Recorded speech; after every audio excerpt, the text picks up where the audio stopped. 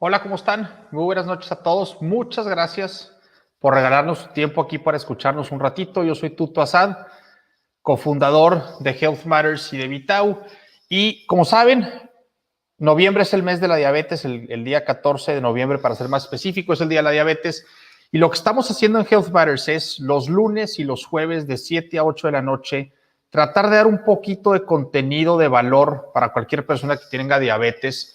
Hoy nos toca hablar de la diabetes tipo 1 en particular. Y bueno, como todos los días nos va a estar acompañando Alan Contreras, que es médico pasante, ya está por recibirse, está haciendo su año de servicio social ahorita, si mal no recuerdo, ¿verdad, Alan? ¿Es servicio social? Así es, soy ahorita como médico pasante del servicio social, justamente como tú lo mencionas, y pues listo para la plática de hoy. Buenísimo. Alan es el creador y el mastermind de todo lo que está sucediendo ahorita este mes de noviembre en cuanto a diabetes y estos contenidos, esta educación que estamos platicando y brindándoles aquí a todos ustedes con esperanza de que entiendan mejor a su enfermedad o la enfermedad con la que vive su familiar para que puedan manejarla mejor, que es súper importante. Yo no soy doctor, pero yo tengo diabetes tipo 1 y creo que manejando bien mi diabetes vivo una vida infinitamente más saludable que si no la tuviera. Al menos ese soy yo, entonces espero ustedes puedan tener lo mismo, hacer lo mismo o ayudar a alguien que tenga diabetes a llevar una vida súper saludable también. Hoy va a estar con nosotros el doctor Fernando Lavalle. Alan, si lo quieres presentar. Claro que sí, con mucho gusto. Bueno, para quienes no lo conozcan, el doctor Fernando Lavalle es egresado de la Facultad de Medicina de la Universidad Autónoma de Nuevo León. Cuenta con estudios de medicina interna por el Hospital Regional 1 de Octubre del ISSSTE y cursó la especialidad de endocrinología nuevamente en el Hospital Universitario Dr. José Eleuterio González. En el año 2014-2015 fungió como presidente de la Sociedad Mexicana de Nutrición y Endocrinología y ha sido incluso coordinador del grupo de trabajo para las guías de uso de insulina en pacientes con diabetes para la norma oficial mexicana. Actualmente es profesor de la Facultad de Medicina, imparte las materias de endocrinología, medicina interna, nutrición y es coordinador de pre y posgrado del servicio de endocrinología. Además, dentro de esta institución se desempeña como el jefe de la clínica de diabetes. Y, por último, también pertenece al Sistema Nacional de Investigadores y es un investigador del SNI nivel 2 y en donde ha destacado por sus múltiples investigaciones y grandes contribuciones en materia de diabetes. Sin más presentación, con ustedes el doctor Lavalle. Muchas gracias, Tuto. Muchas gracias, Alan, por la invitación para estar con todos ustedes. Y les agradezco la oportunidad de poder compartir algunos momentos para hablar de diabetes, que es muy importante en nuestro país. Y creo que tú hacías bien el comentario de que necesitamos mucha información y necesitamos que todo mundo sepa qué hacer cuando tiene diabetes. Creo que de esa manera podríamos tener una buena charla y poder responder las inquietudes que ustedes tengan. Así es, Buenísimo. doctor. Primero que nada, muchas gracias por darnos un espacio en su apretada agenda y pues estamos ya listos y ansiosos por poder escuchar toda la información que tiene para compartirnos. Ok, voy a compartir la pantalla para poner unas diapositivas que me sirvan de guía y que podamos entonces en esa parte empezar con esta charla y poder estar dispuesto a recibir sus preguntas. Ahí están observando la charla, ¿no? Sí. Ok. Yo pensé en hacerme algunas preguntas de las que me hacen los pacientes para poder charlar en estos minutos. Y pues la primera pregunta es, ¿cómo sé que tengo diabetes? Hay criterios para decir que uno tiene diabetes. Tener la glucosa en ayunas arriba de 126 o tener una hemoglobina glucosilada por arriba del 6.5 o si me hacen una prueba en la que me dan una limonada muy azucarada con 75 gramos de glucosa y me sale arriba de 200, puedo decir que tengo diabetes aunque no tenga ningún síntoma de la enfermedad. También podría decirme el doctor que tengo diabetes si yo tengo sed, ganas de orinar, estoy cansado, me duele la cabeza, he perdido peso, tengo mucha hambre o siento hormigueo en los pies y la glucosa a cualquier hora del día, aunque no esté en ayunas, me sale por arriba de 200. Entonces, si yo no tengo síntomas, me tengo que repetir la prueba una segunda vez, pero si tengo síntomas y me sale arriba de 200, ya tengo diabetes. Si vamos a hablar de diabetes tipo 1, es una diabetes muy especial, representa más o menos el 5% de las personas que tienen diabetes en el mundo. Hay algunas etapas para desarrollar la enfermedad. Y ahora decimos nosotros que en el estadio 1, las personas ya tienen el daño que va a dejarles con diabetes, que es la autoinmunidad, pero todavía tienen el azúcar normal. En el estadio 2, después de unas semanas de que los anticuerpos están atacando a el páncreas y lo dejan sin producir insulina, se empieza a elevar la glucosa y se llama disglucemia. Y en el estadio 3 ya tengo la glucosa alta, ya aparecen síntomas y el doctor me puede hacer el diagnóstico de esa manera porque ya tengo el azúcar en sangre por arriba de 126.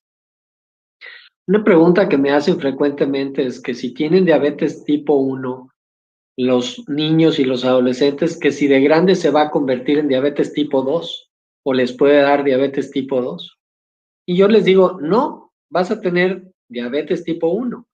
Pero el problema es que si uno engorda, uno gana peso, podemos tener resistencia a la insulina. Y cuando tengo diabetes tipo 1, mi único tratamiento es utilizar insulina. Y entonces requeriría mucha insulina, como los adultos que les da diabetes tipo 2. ¿Por qué me dio diabetes tipo 1 a mí y no le dio a mis hermanos o no le dio a mis papás? Porque la mayor parte de las personas que tienen diabetes tipo 1 no tienen un familiar que tenga diabetes. Unos cuantos sí, pero la mayor parte les apareció la diabetes por primera vez en la familia con una persona que tiene diabetes tipo 1. Cuando voy a desarrollar diabetes tipo 1, lo primero que necesito es tener los genes para que me dé. Eso se llama individuo genéticamente susceptible. Si yo tengo un evento ambiental que me detone la diabetes, pues me va a dar esa diabetes. ¿Qué significa un evento precipitante ambiental? Que me dé, por ejemplo, una infección por rotavirus. Si me da una infección por rotavirus y yo tengo los genes para que dé diabetes, pues entonces va a empezar el ataque inmune porque mis defensas se confunden y aparte de atacar al virus, atacan a las células del páncreas y las destruyen. Y de esta manera yo voy a tener autoanticuerpos que me van a destruir mi páncreas, que es donde se produce la insulina, y si se acaba eso, pues es lo que me da diabetes. Y entonces mis hermanos que pueden tener los mismos genes, si no tienen la infección que me dio a mí, no van a desarrollar diabetes.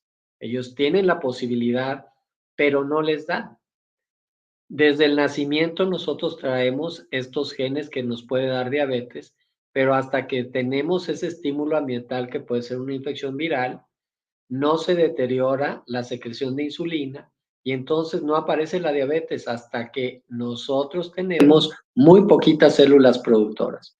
Y se calcula que una persona que tiene diabetes tipo 1 pierde el 90% de las células que producen insulina y por eso le da diabetes. Si uno les pone el tratamiento muy bien y a tiempo, pueden entrar en un periodo de luna de miel que es como si la enfermedad se quitara porque requieren muy poquita insulina en el día, pero a final de cuentas va a volver a aparecer otra vez la necesidad de utilizar insulina en cantidades mayores. Otra pregunta que me dicen los pacientes es, ¿cómo saber cuál es la meta de control de mi diabetes?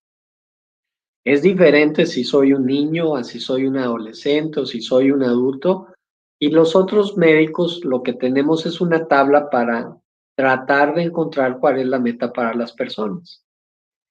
Si yo tengo un bajo riesgo de tener hipoglucemia, mi meta de hemoglobina glucosilada, que es la manera de medir el control de la diabetes, significa que tengo que tener menos de 7 de hemoglobina glucosilada. La hemoglobina glucosilada representa 3 meses del control de la diabetes. Si yo tengo reciente diagnóstico, me acaban de diagnosticar, tengo menos de 5 años, mi hemoglobina debe ser estricta. Si mi cantidad de vida es muy larga, si yo tengo 15 años cuando me diagnostican la diabetes, pues tengo por vivir 55 años más. Entonces la meta debe ser muy estricta. En cambio, las personas mayores que tienen hipertensión o tienen obesidad o su expectativa de vida es corta porque ya son adultos muy mayores, pues a lo mejor no necesitan una hemoglobina tan estricta. Y el propósito de tener estas metas es para no tener complicaciones. Si me preguntas cuál es la meta para no tener complicaciones, pues la Asociación Americana de Diabetes, que es la que pone las metas prácticamente en todo el mundo, nos dice que la hemoglobina debe estar en menos de 7, que la glucosa antes de cualquier alimento debe estar entre 80 y 130 y que nunca dentro de las 2 horas de haber comido me debe de subir a más de 180.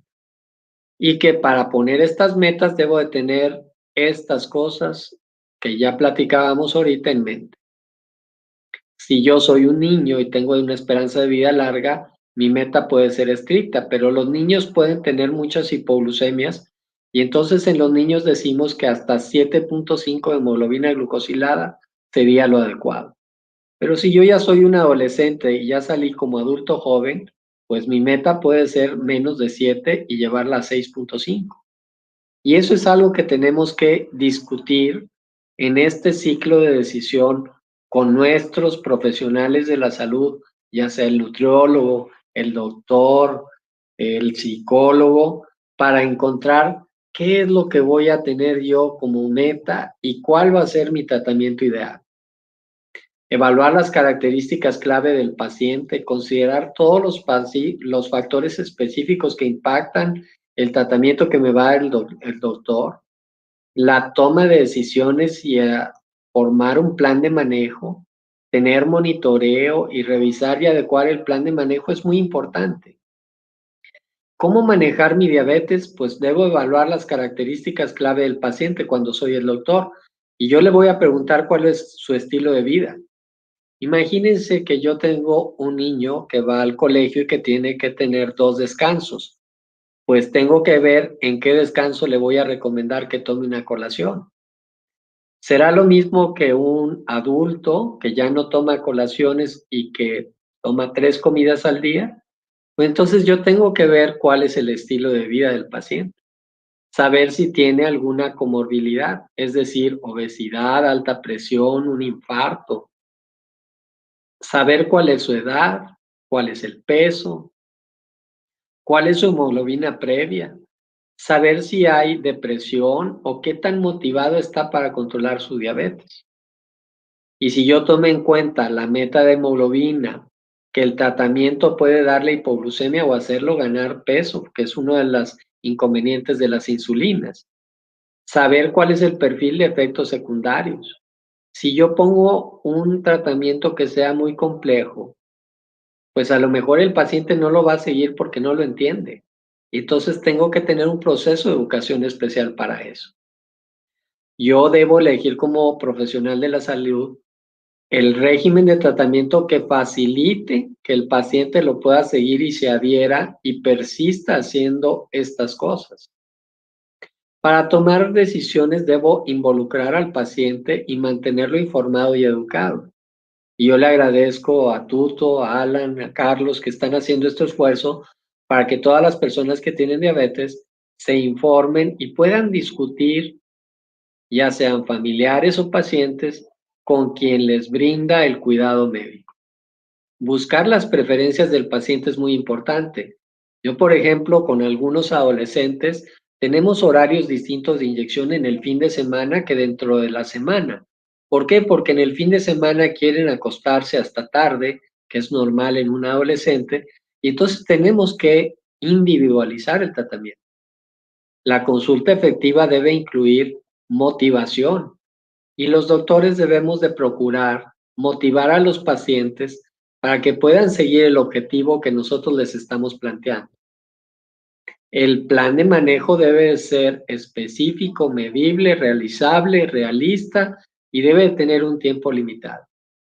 Si yo pido algo que no es realizable, como pedirle a una persona que no tiene recursos para tener una microinfusora, que se ponga una microinfusora, pues nunca se lo va a poner. Y platicaremos más adelante qué es una microinfusora. Este plan de manejo debe evaluarse cada 3 meses para saber si el paciente está haciendo lo adecuado y el doctor también. Si se necesita el contacto puede ser más frecuente.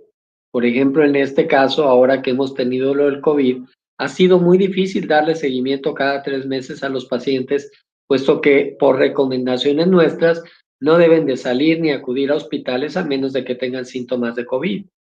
Y entonces, este plan de gestión de manejo incluye que hagamos algunas cosas en casa para mantener la salud. El monitoreo y soporte continuo debe de estar monitoreando el estado glucémico, pero también el bienestar emocional.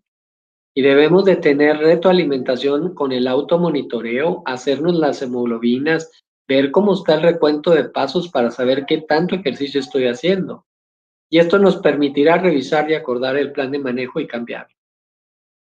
Una pregunta que me hacen es ¿cuál es el principal riesgo de usar insulina en mi control? Porque la gente a veces dice, bueno, yo sé que mi abuelito tiene diabetes y le dan pastillas, ¿por qué a mí no me dan pastillas y cuál es el riesgo de usar insulina?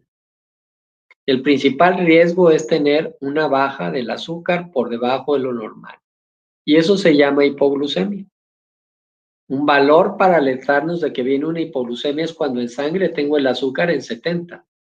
Una hipoglucemia significativa es cuando está por debajo de 54. Y una hipoglucemia severa es cuando necesito yo que alguien me atienda porque yo ya no soy capaz de salir de la hipoglucemia tomando un alimento o tomando algo que tenga azúcar, porque ya no tengo capacidad de responder. Y eso sería una hipoglucemia severa. Y esa es la clasificación que utilizamos y es el principal riesgo que tenemos cuando se usa insulina. ¿Cómo puedo evaluar el riesgo de tener hipoglucemia? Cuando utilizo insulina, tengo riesgo de hipoglucemia. Cuando el riñón ya no funciona, tengo riesgo de hipoglucemia. Cuando tengo más de 15 años de tener diabetes, me aumenta más el riesgo de tener hipoglucemia. Cuando tengo edad avanzada y tengo dificultad para tomar los alimentos, también tengo más riesgo de tener hipoglucemia. Cuando la persona no puede saber bien lo que está haciendo, que se llama deterioro cognitivo, entonces esa persona puede equivocarse en la dosificación de la insulina. Cuando he tenido muchas hipoglucemias que ya no me avisan que tengo hipoglucemia, me incrementa el riesgo de tener una hipoglucemia severa. Muchos jóvenes consumen alcohol sin saber que esto les da un riesgo de tener hipoglucemia cuando tienen diabetes tipo 1 y utilizan insulina. Y de esta manera es algo que hay que discutir con todos. Hay recomendaciones para las hipoglucemias y esta es una gráfica muy complicada, pero lo único que yo les diría es, utilizar insulinas modernas disminuye el riesgo. No saltarse las comidas disminuye el riesgo. Tener automonitoreo de la glucosa disminuye el riesgo de una hipoglucemia. Y tener buen control metabólico también lo disminuye. Si hacemos eso, estamos evitando los riesgos de tener una hipoglucemia. Me preguntan seguido, ¿qué hay de nuevo para controlar la diabetes en la casa? Y yo les digo que no hay muchas cosas nuevas. Tenemos muchos métodos de controlar la glucosa en casa y ustedes pueden ver aquí que hay diferentes aparatos para medir en el dedo, en la sangre, cómo está mi glucosa, pero también tenemos ahora la presencia de sensores que nos permiten, sin sacar sangre, el poder saber cómo se encuentra la glucosa en todo momento del día. Eso se llama monitoreo continuo de glucosa. El monitoreo continuo de glucosa es una herramienta para el control de la glucosa. Nos deja ver en forma más precisa y personalizada cómo está la glucosa. El sensor se puede poner en el brazo y uno con un lector o con su celular puede saber cómo está la glucosa sin tener que sacar sangre.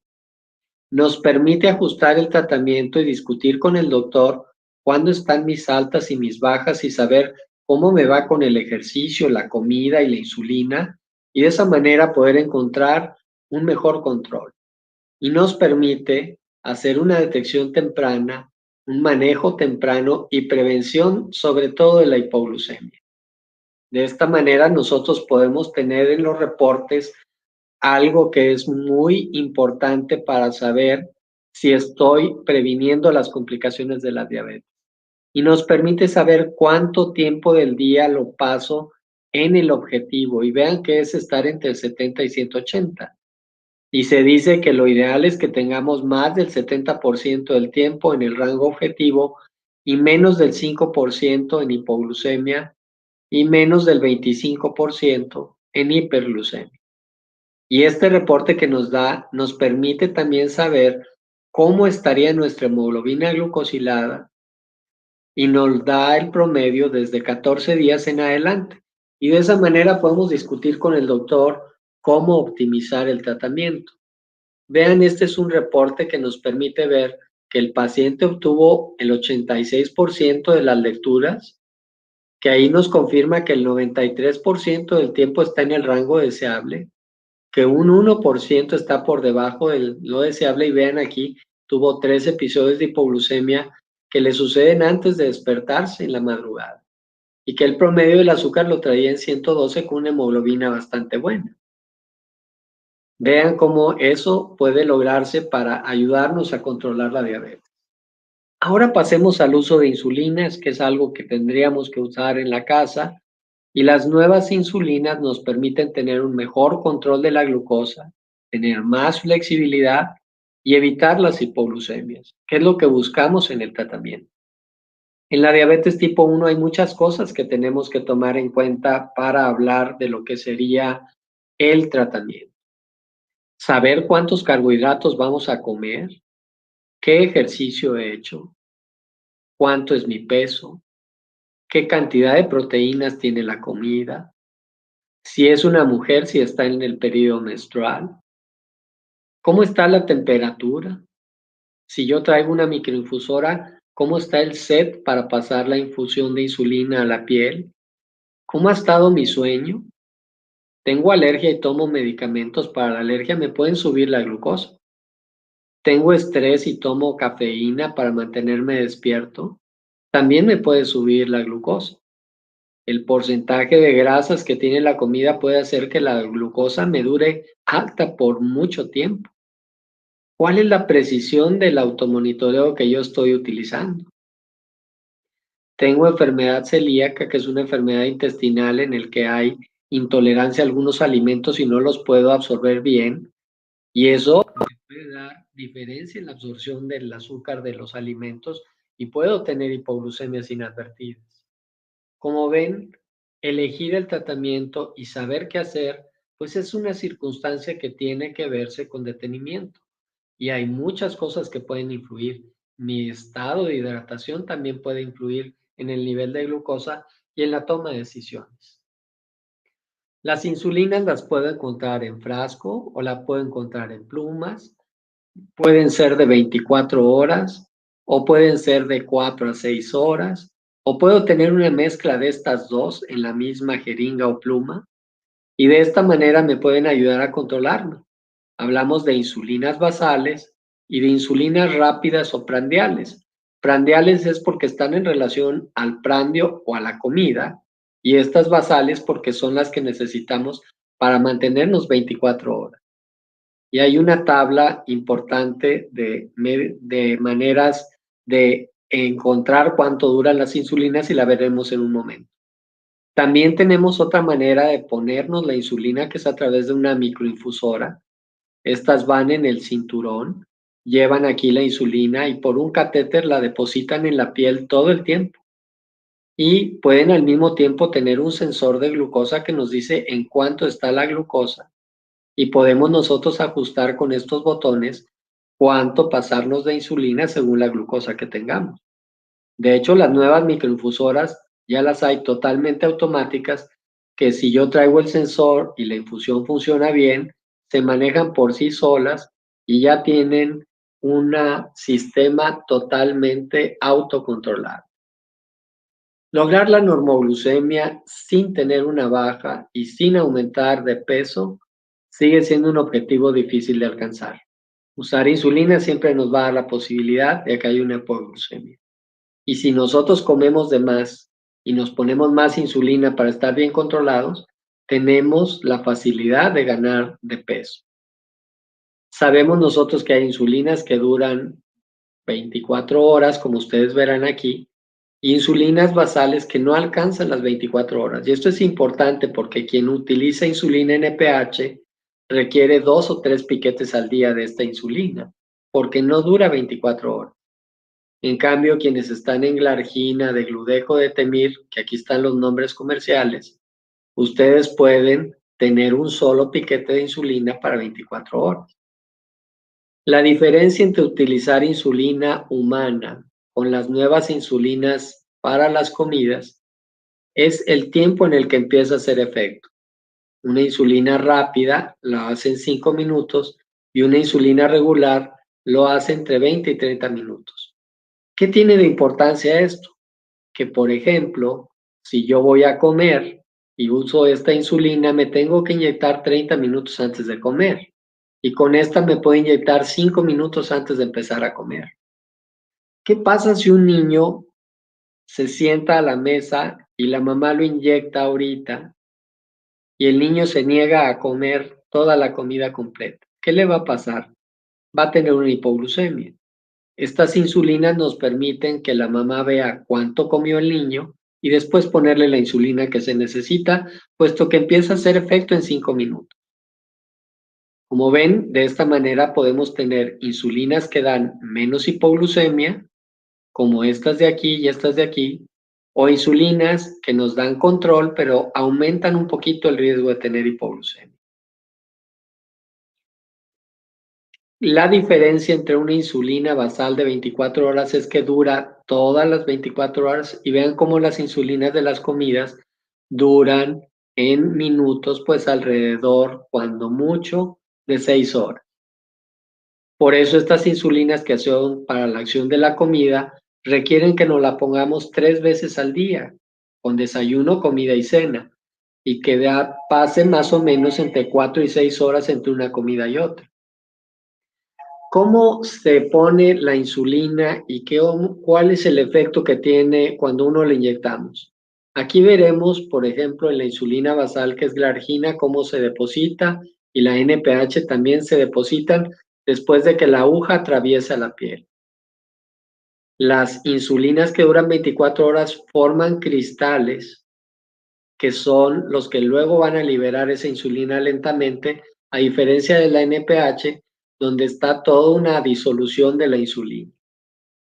Cuando estos cristales empiezan a liberar, vemos que aparece la insulina en la sangre y vean, con la NPH se absorbe mucha.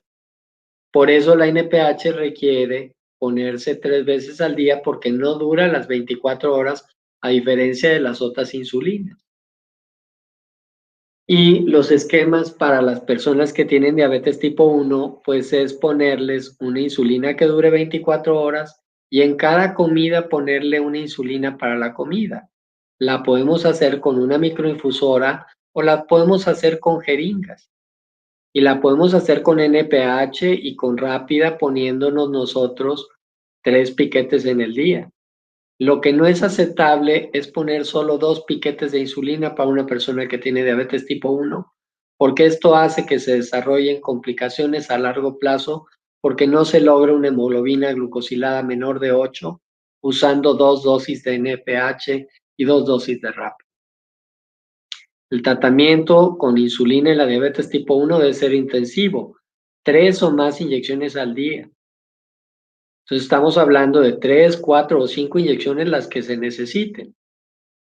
Puede lograr un control excelente y es más flexible porque me permite, con una dosis de insulina basal, no tener alta el azúcar entre las comidas y ponerme cada vez que vaya a comer una insulina para que no me suba con la comida.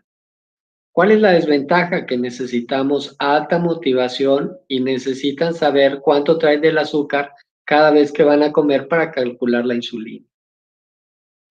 Sabemos que las insulinas basales son buenas y logran la meta de tener hemoglobina glucosilada de 7 y que tienen menos hipoglucemia. Y vean que las nuevas insulinas como Glargina 300 tienen menos hipoglucemia todavía que la insulina Lantus. Esta es la otra insulina, que es insulina de Gludec, que se llama Tresiba, y verán que no hay diferencia en la hemoglobina, pero sí hay diferencia en la hipoglucemia en las noches. Y estas dos insulinas, la Argina 300, que se llama Tuyeo, insulina de Gludec, que se llama Tresiba, disminuyen las hipoglucemias en forma muy importante. ¿Cómo debemos usar la insulina? En la diabetes tipo 1 hay que usar insulina basal más insulina para las comidas. No hay duda de que ese es el tratamiento ideal para una persona con diabetes tipo 1. Y quisiera comentar con ustedes al final de esta charla, para no quitar más minutos para las preguntas, cómo identificar nuestra actitud ante el problema, porque esta parte es muy importante. Una puede ser la actitud de asombro y le pasa mucho a los papás. Esto no puede ser así, estoy asustado por el resultado, ¿cómo mi hijo va a tener diabetes? A lo mejor con unos días de dieta lo arreglo. Y la gente dice, a ver, deme una chance y voy a hacer otra prueba para ver si ya salgo bien. Incredulidad es otra de las fases. No sé cómo pudo salir este resultado. De seguro el laboratorio se equivocó y este resultado es de otra persona. Si yo soy muy sano o mi hijo es muy sano, a mí no me pasa nada. Otra actitud es la de negación. Mucha gente de los adultos dice, en realidad yo había cenado mucho la noche anterior y por eso me salió el resultado así. Nadie en mi familia ha tenido diabetes antes, ¿por qué voy a ser yo el primero? Yo estoy muy bien y no tengo ningún problema. Hay gente que nos dice, doctor, usted es el que dice que yo tengo diabetes, pero yo digo que no tengo. Y la resignación, que es una actitud muy peligrosa. Pensar que es un castigo que Dios nos envió, la diabetes tipo 1, y que no pueden hacer nada para remediarlo, lleva a que la gente no se trate y que entonces no corrijan la glucosa y sí vengan las complicaciones en los ojos, en los riñones o en los pies, o un infarto. Y esto es porque dicen, es un castigo que Diosito me envió y que entonces de esa manera no me puedo escapar de esto. Y ese es un error porque la diabetes no se la envía a Dios. La diabetes es una enfermedad que nos da por diferentes circunstancias y que tiene un tratamiento para hacer que las personas tengan la misma calidad de vida y la larga vida que tienen las gentes que no tienen diabetes. Y de esta manera quedo contigo, Alan, y con Tuto para estar con todos nuestros oyentes y participantes aquí con nosotros para poder estar atento a sus preguntas. Excelente, doctor. Pues muchísimas gracias por toda la información que nos compartió.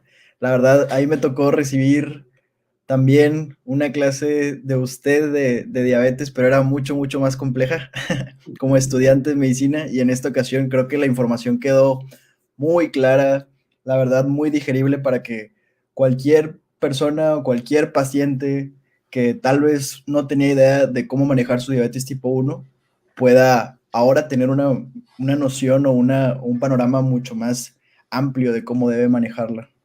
Así que muchísimas gracias. No, a ustedes por la invitación. Doctor, a mí me sale una pregunta ahorita, antes de agarrar una pregunta del público.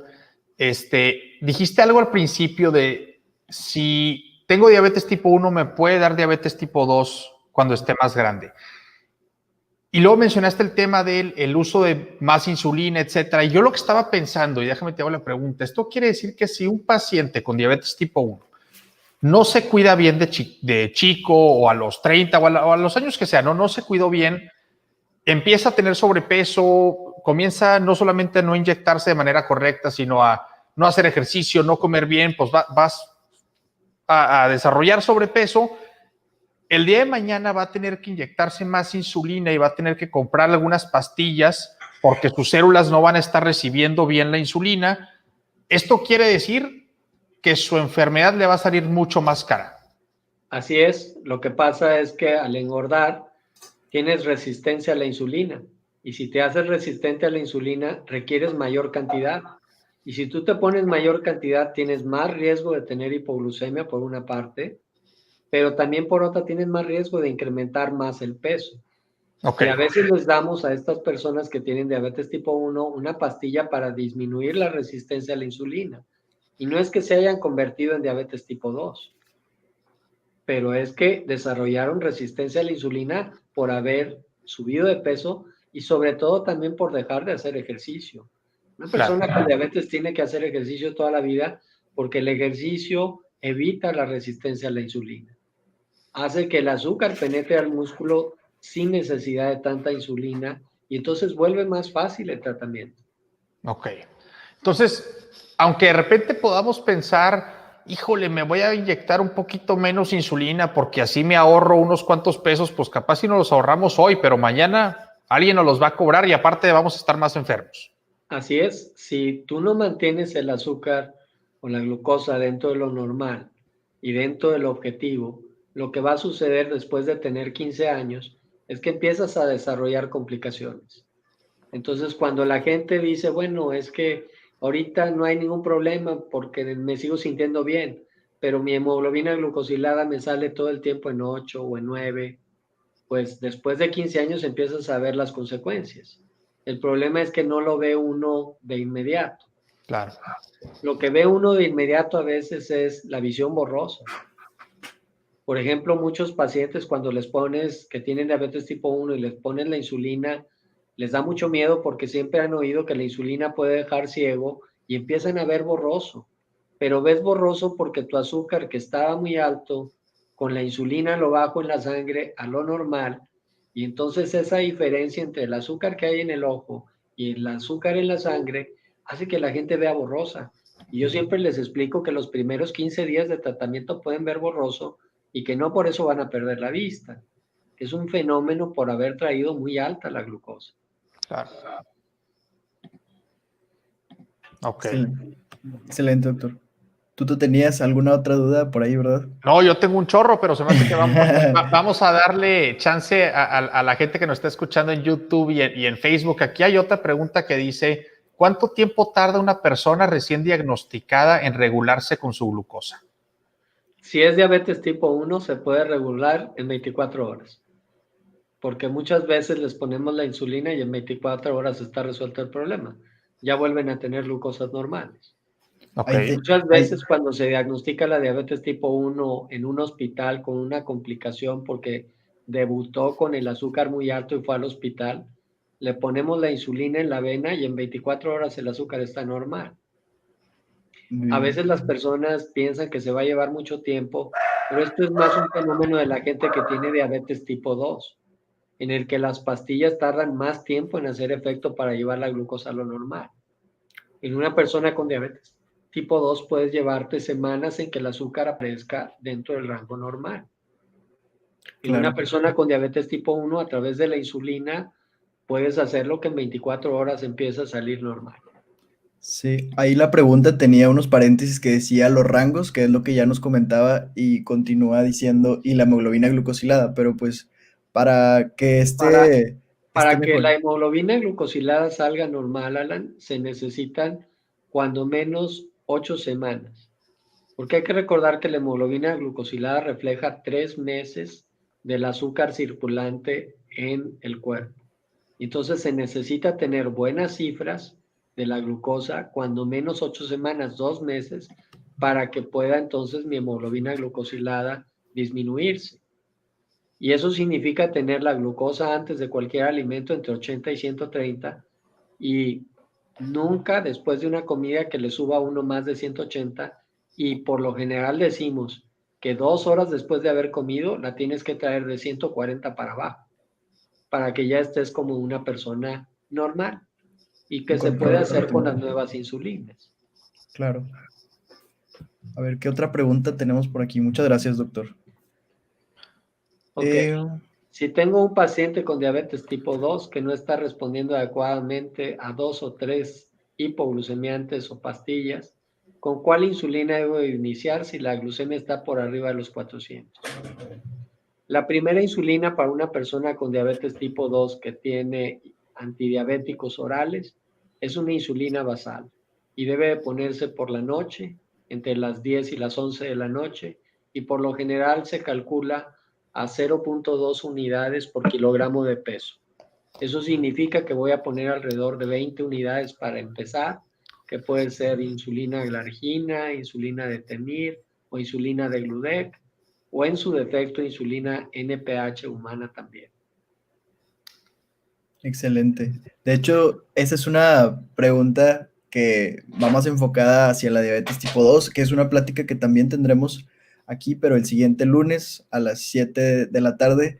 Pero pues qué bueno que lo tenemos aquí, doctor, aprovechando que usted sabe mejor que nadie cómo debe usarse la insulina. Entonces, gracias por responder esa pregunta. Ok. Y a continuación tenemos otra pregunta de Daniel Chávez. Dice, yo me inyecto Humalog Mix 25, insulina Lispro protamina 40, de mañana y 20 noche. Tengo diabetes tipo 2. La pregunta es, ¿está bien aplicada? Y la otra es, ¿me puede dar diabetes tipo 1? Ujú. Muchas veces con 2 piquetes de esa insulina puede uno tener buen control. Yo le diría que si su hemoglobina glucosilada le sale por debajo de 7, entonces está bien aplicada. Si su hemoglobina glucosilada no está por debajo de 7, quiere decir que esas dosis o ese número de aplicaciones no está bien. Entonces, para saber si está bien aplicada, usted necesita ver cuál fue su última hemoglobina glucosilada. Si no se la ha hecho, yo le recomiendo que se la haga y si le sale por debajo de 7, esa dosis es la correcta. Si no está por debajo de 7, platique con su doctor porque a lo mejor necesita 3 piquetes de esa insulina, una con cada comida, porque hay que recordar que esta insulina tiene de dos, tiene un componente para la comida y un componente que dura 10 horas. Y de esa manera con 3 piquetes pudiera tener a lo mejor mejor control. ¿Le puede dar diabetes tipo 1 a una persona que tiene diabetes tipo 2? Esa es una pregunta muy interesante, porque cuando la diabetes tipo 2 tiene mucho tiempo de evolución, deja de responder a las pastillas y necesitamos iniciarlos en insulina. Entonces, la mayor parte de los pacientes que tienen diabetes tipo 2, si tienen una larga vida, van a terminar utilizando antidiabéticos orales, que son pastillas, junto con insulina.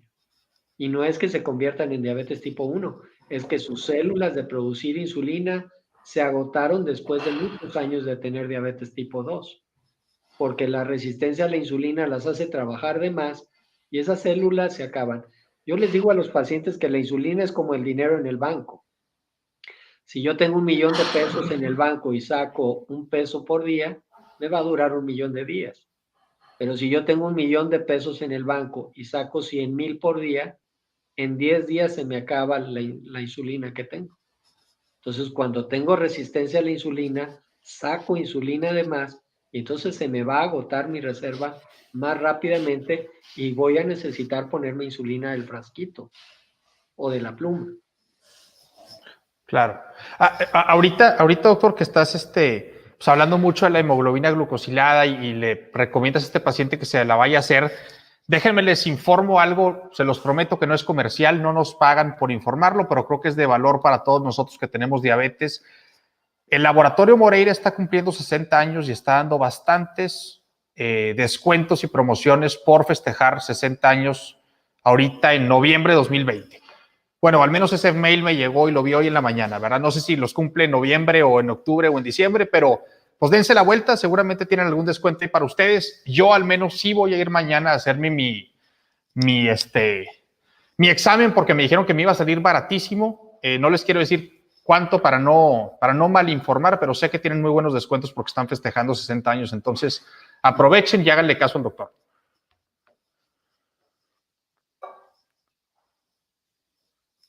Tenemos otra pregunta por aquí, doctor. Es de Clarisa Ponce y dice, ¿por qué sufren de calambres frecuentes las personas con diabetes? De hecho, fue uno de sus síntomas a los 8 años. Sufren de calambres porque cuando las personas tienen la glucosa muy alta o el azúcar muy alto en la sangre, lo empiezan a tirar por la orina. Si está por arriba de 180 o 200, el riñón empieza a dejar escapar la glucosa de nuestro cuerpo a través de la orina. Y eso hace que se orine muy frecuentemente. Y cuando se orina muy frecuentemente y mucha cantidad, junto con la glucosa y el agua que va ahí en la orina, se van algunos minerales, como el potasio, como el calcio, como el magnesio, que son importantes para los músculos. Y la falta de esos elementos, magnesio, potasio o calcio, hace que nos den calambres. Y por eso las personas que tienen descontrol y a veces al inicio de la diabetes tienen la presencia de calambres. ¿Y cómo se tratan esos calambres? Controlando la glucosa, dejando de orinar mucho y a veces tomando un suplemento ya sea de calcio, de magnesio o de potasio. Excelente, doctor. Muchísimas gracias. Preguntan también por aquí que si nos da una infección, ¿es posible mantener la glucosa regulada? Sí, en una infección requerimos más cantidad de insulina y lo único que tenemos que hacer es subir nuestras insulinas, las basales y las prandiales. Si ustedes recuerdan, les puse ahí un gráfico donde venían muchas palabras y decía estrés, y decía carbohidratos y ejercicio. Cuando tenemos una infección, las hormonas que liberamos en el estrés se llaman cortisol y adrenalina. Y el cortisol y la adrenalina suben el azúcar naturalmente. Y entonces requerimos más insulina para poder bajar el azúcar a lo normal. Lo mismo con el uso de esteroides, ¿es correcto, doctor? Así es. Cuando nos Por, recetan por algún motivo el uso de esteroides, puede pasar este mismo efecto, ¿es correcto? Así es, por ejemplo, hay gentes que tienen urticaria muy severa o tienen una alergia en el que se cierra la garganta, tienen asma y no pueden respirar, requieren un esteroide y al poner el esteroide va a subir la glucosa y nosotros lo único que hacemos es ajustar el tratamiento. Perfecto, muchas gracias. Tenemos por ahí otra pregunta de Celestino García. Celestino nos pregunta, en la paciente con diabetes del embarazo, diabetes gestacional, a las 20 semanas de gestación encuentra una glucosa por arriba de los 200 miligramos por decilitro. ¿Con qué insulina debo iniciar su tratamiento? Si esta paciente está empezando con diabetes por primera vez, la insulina que hay que ponerle es una insulina basal que dure 24 horas y una insulina que está demostrada que se puede usar en el embarazo es la insulina glargina, que es la insulina Lantus, en la versión de U100 y esa es la primera que hay que poner. Si con eso no mantiene glucosas dentro de las metas que son más estrictas en el embarazo, poner entonces insulina para las comidas. Las metas en el embarazo es tener la glucosa antes de los alimentos por debajo de 100 y 2 horas después de haber comido por debajo de 120, lo cual implica que a veces hay que poner insulina para cada comida y no solo la insulina basal. Doctor, muchas gracias. Y a continuación, hay una pregunta que nos hicieron en el lunes pasado y espero que la persona que la hizo esté escuchando esta plática porque le prometimos que le íbamos a hacer la pregunta a usted. Preguntó acerca de nuestra opinión o que si podía darnos información acerca del trasplante autólogo de células madre como tratamiento o terapia para paciente diabético. Sí, mira, Alan, nosotros hemos hecho en el hospital entre el servicio de hematología y el servicio de endocrinología un proyecto que lleva muchos años trabajando. Cuando tuvimos contacto con un grupo de doctores de Brasil que empezó a hacer trasplante de células madre para tratar de hacer que las personas se le quitara la diabetes tipo 1, porque como la diabetes tipo 1 es un problema autoinmune, eso quiere decir que nuestras defensas, los linfocitos y los leucocitos, producen anticuerpos que atacan a nuestro páncreas. Hacer un trasplante de tus propias células madre o un autotrasplante de células madre hace que la inmunidad inicie de nuevo. Y entonces tienes la posibilidad de que las células que producían esos anticuerpos desaparezcan y al reiniciar el sistema inmune ya no tengas esos anticuerpos. Estos trasplantes requieren que estés relativamente recién diagnosticado porque es cuando todavía te quedan células del páncreas que podemos regenerar con estas células madre, porque aparte de empezar la inmunidad de nueva cuenta, pueden regenerar los tejidos que están dañados. Y el tejido del páncreas está dañado porque las células le están atacando con anticuerpos y entonces está inflamado. Y ese es un marcador para que las células madre viajen al páncreas y lo reparen. La experiencia que hemos tenido ha sido positiva. No hay el 100% de éxito en esto. Hay pacientes que han logrado estar sin insulina por 10 años. Hay pacientes que han estado sin insulina por 6 meses.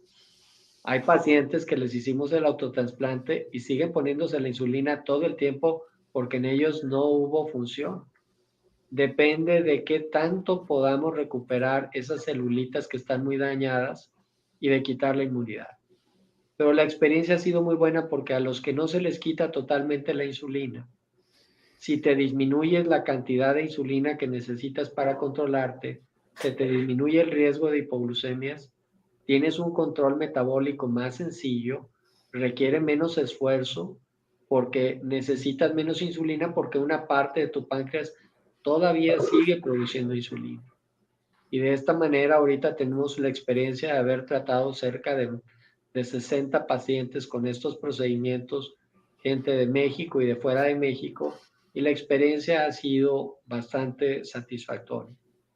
Yo tengo pacientes que se han hecho el trasplante cuando ya tenían más tiempo de tener diabetes, pero todavía tenían reserva de celulitas productoras de insulina, y estos muchachos que se hicieron el trasplante han logrado mantener su control con hemoglobinas por debajo de 7, con 2 piquetes de insulina en lugar de 4 o 5 al día. Órale. Y de esa manera se ha logrado tener un control más sencillo, sin tener tantos inconvenientes. Excelente, doctor. La verdad es un tema muy interesante y por lo mismo queríamos que usted nos respondiera esa duda porque es un tratamiento relativamente nuevo y actualmente en México no hay tantos centros o doctores que... Trabajando como nosotros hay solo 2 centros en el país y trabajando en el mundo hay alrededor de 20 centros que están haciendo lo mismo que nosotros. Es un tratamiento que hasta cierto punto fue experimental, pero ahora se está convirtiendo en un procedimiento usual. Y hay más centros ahora haciendo la misma tarea que hacemos nosotros. Así es, el día de hoy ya no es algo experimental, ya se ofrece como una terapia, ¿es correcto? A una oferta nueva de tratamiento, ¿es correcto? Así es.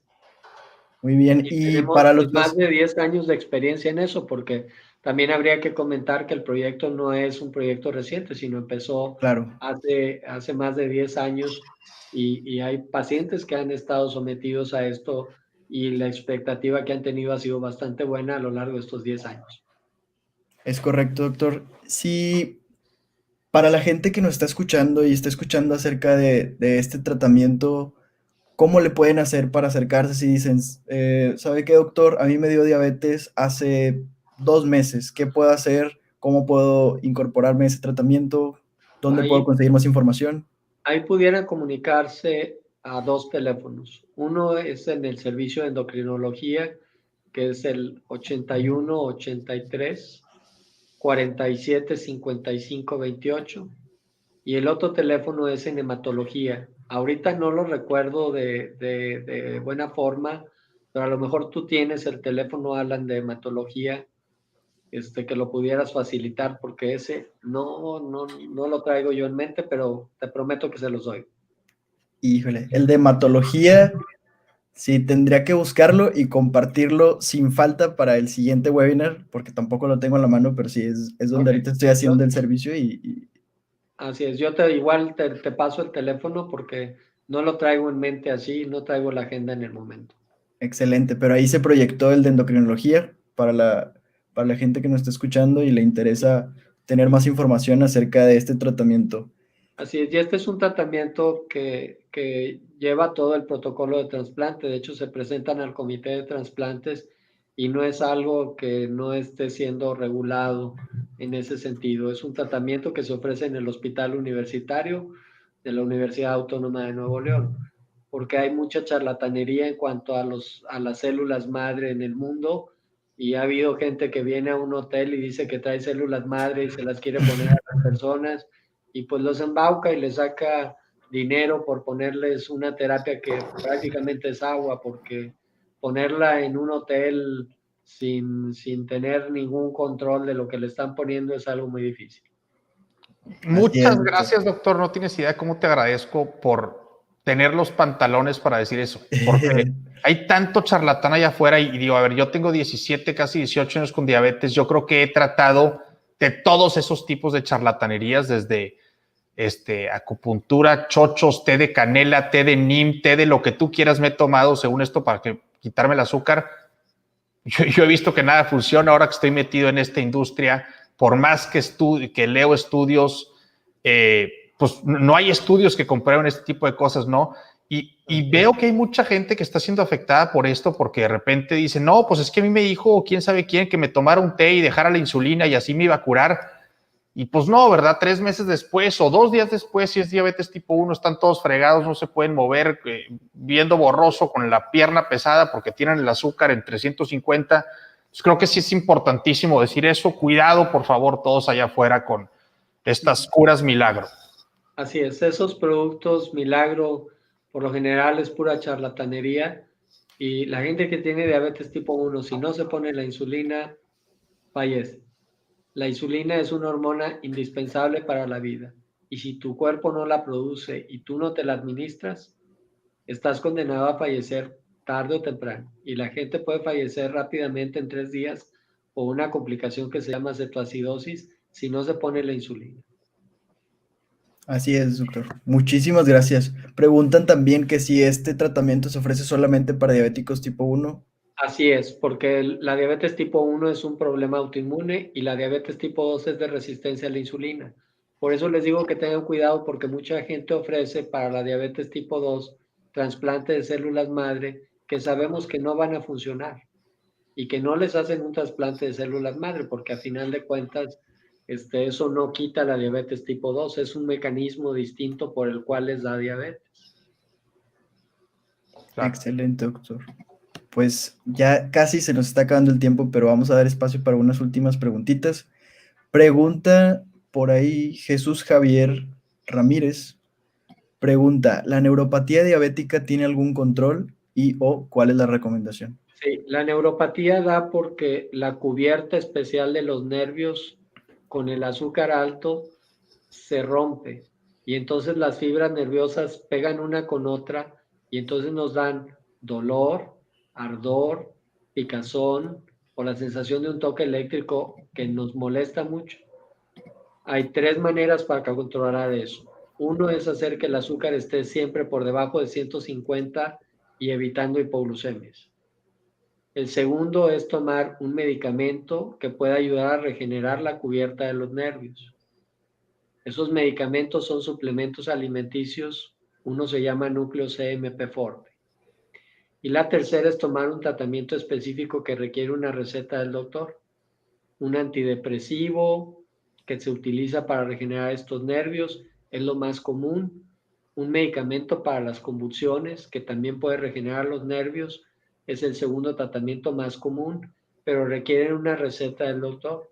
Y ahí lo recomendable es que acudan con el médico para esto. Usualmente también les damos vitamina B porque los nervios que están irritados por la neuropatía requieren mayores cantidades de vitamina para regenerarse. Excelente, doctor. Muchísimas gracias. Y por último, además de pues este constante esfuerzo que se realiza o que usted realiza por la vía de su profesión, que es ser endocrinólogo, usted dirige una asociación para crear conciencia y ayudar a que pacientes diabéticos tipo 1 puedan aprender a llevar un mejor control de su enfermedad. ¿Es correcto, doctor? ¿Qué nos puede contar acerca de esta asociación llamada Campo Amigo? Fíjate que yo tengo mucho tiempo de trabajar con la Asociación Mexicana de Diabetes y me han hecho el honor de que pueda ayudar a dirigir los campos de verano del Campo Amigo, que son campos de verano para entrenar a las personas que tienen diabetes en cómo controlar su enfermedad. Y tenemos el campo para papás y niños, en donde aprenden los niños lo que deben de saber de diabetes, pero más importantemente aprenden los papás o quienes cuidan a los niños qué hay que hacer para mantenerlos saludables. Y tenemos la versión para adolescentes, que es una etapa muy difícil para aceptar una enfermedad por el desarrollo de la adolescencia, y en donde tratamos de inculcarles el cómo vivir con libertad sin abandonar su enfermedad. Y de esta manera tratar de que ellos tengan un mejor pronóstico y de que aprendan con los cuates en una forma divertida durante una semana cómo llevar el control de la diabetes y todas las novedades que hay al respecto. y que de esa manera estén preparados para cuando sean adultos jóvenes y puedan llevar una vida saludable y que perduren con una larga vida libre de complicaciones.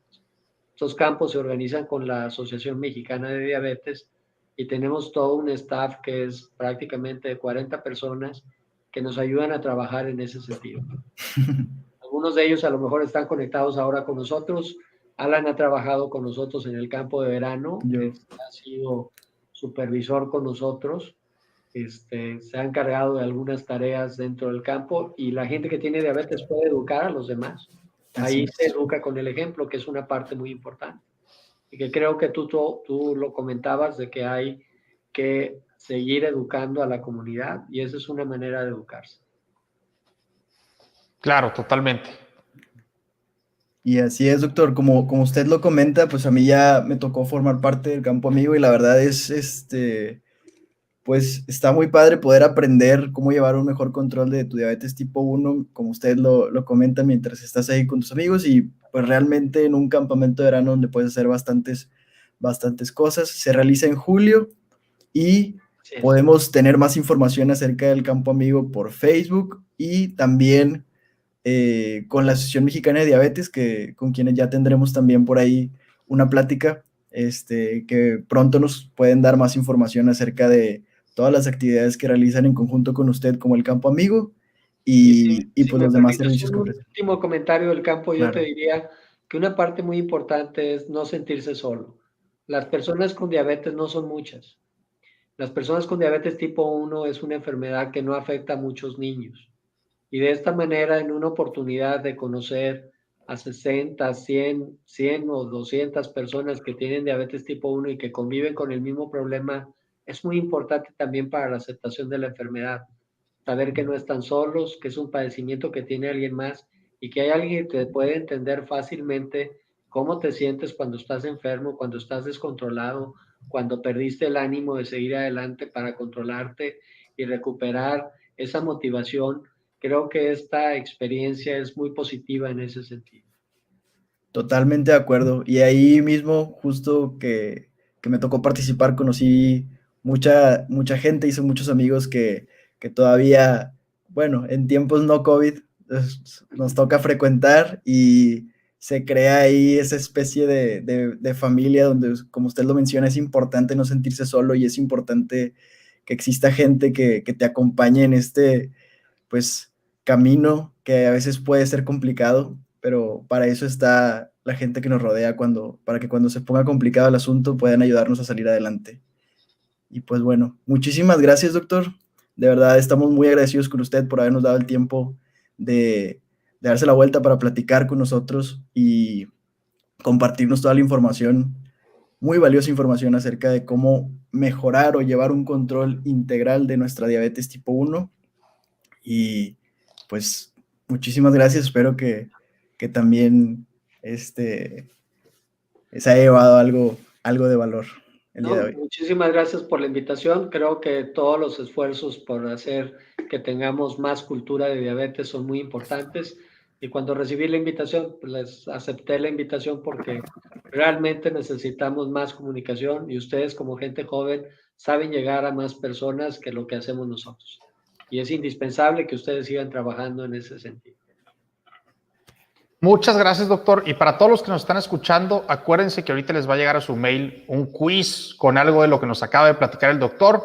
Por favor, respóndanlo bien, porque saben que si lo responden bien, pueden entrar a participar para ganarse un año completo gratis de tratamiento para su diabetes.